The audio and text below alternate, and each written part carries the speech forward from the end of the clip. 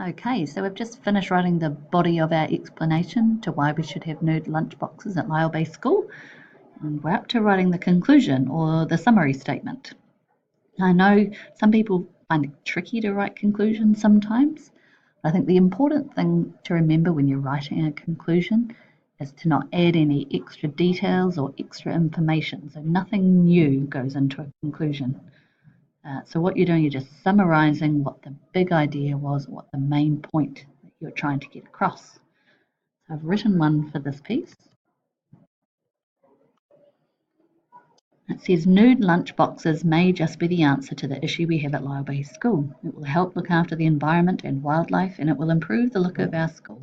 If everyone participated with nude lunch boxes, it would be a great thing for us all.